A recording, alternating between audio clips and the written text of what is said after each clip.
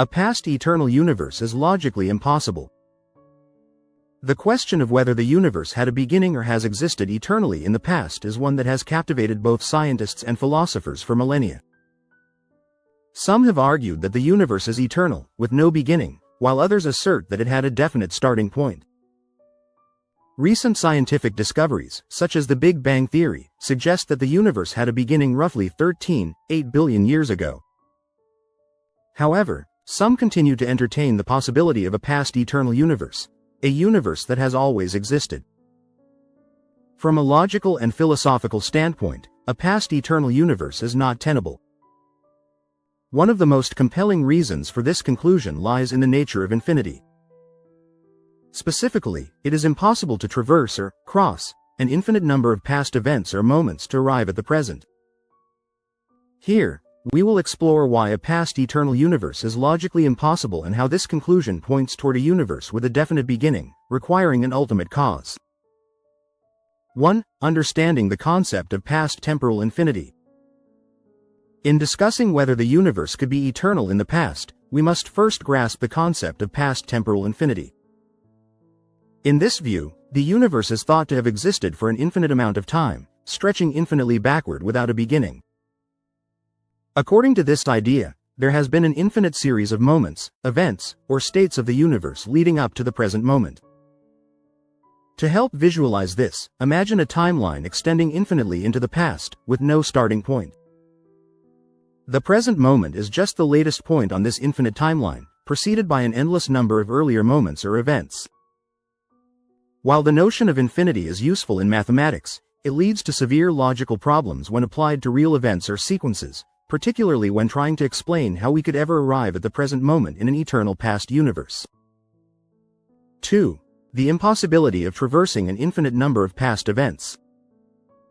The key issue with the concept of a past eternal universe lies in the impossibility of traversing an infinite number of past moments or events to arrive at the present. Let's consider this problem in more detail. If the universe had an infinite past, that would mean an infinite number of moments must have already occurred. But for us to be here, in the present moment, all of those infinite past moments would have to have been traversed or crossed to get to now. This raises an immediate problem. It is impossible to traverse an actual infinite. To illustrate this, think about counting to infinity. No matter how long you count, you will never reach infinity because infinity is not a number that you can get to. It is endless by definition. Now, imagine trying to count down from infinity to zero. You would never finish because, by definition, an infinite series has no starting point and no end point. Likewise, if the past is infinite, it would be impossible for the universe to have crossed an infinite series of past moments to reach the present moment. There would always be one more moment before the present that had to be traversed, and you would never get to the present. In other words, the present moment could never be reached if the universe had existed for an infinite amount of time. This logical paradox shows that a past eternal universe is impossible.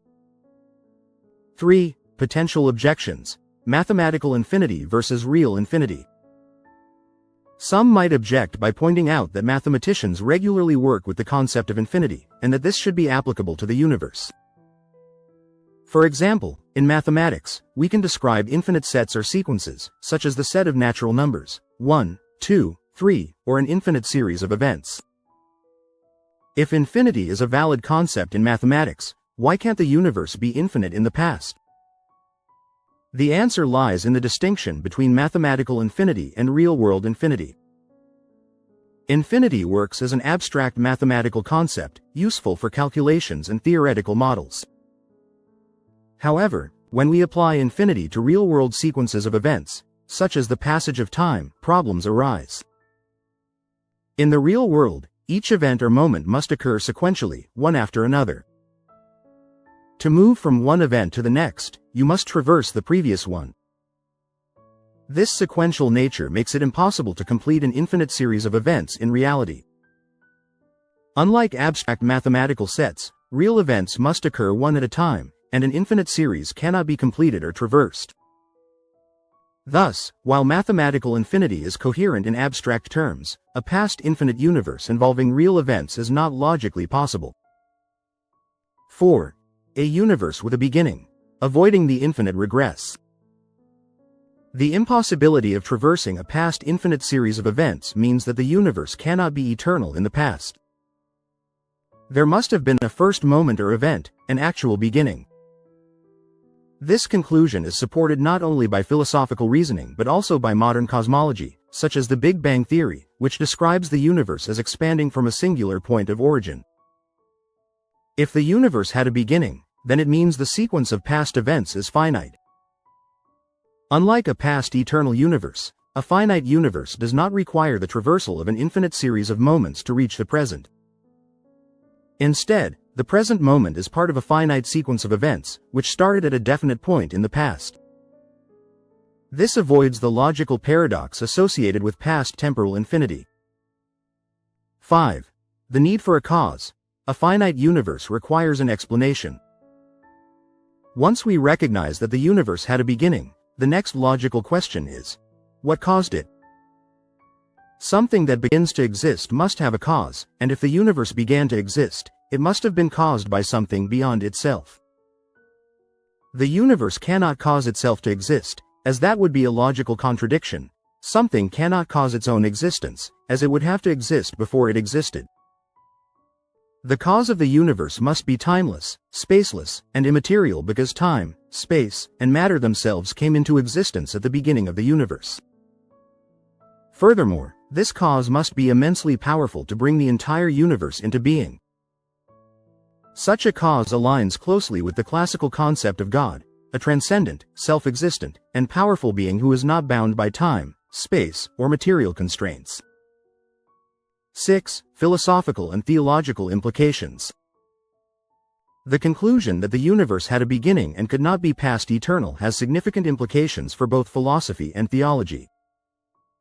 For one, it supports the Kalam cosmological argument, which can be summarized as follows. 1. Everything that begins to exist has a cause.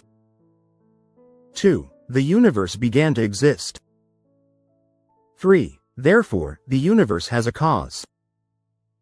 This argument leads us to the conclusion that a transcendent cause, something outside the universe, is responsible for the universe's existence. From a theological perspective, this points directly to God as the first cause or prime mover, the being who brought the universe into existence and who transcends time and space.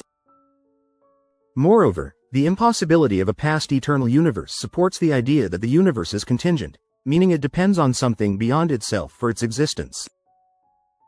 This is consistent with the theistic understanding that the universe is created and sustained by a transcendent being with the will and power to create. 7. Conclusion. The universe must have had a beginning. The concept of past eternal universe, while intriguing, collapses under logical scrutiny. The impossibility of traversing an infinite series of past events demonstrates that the universe cannot have existed eternally in the past.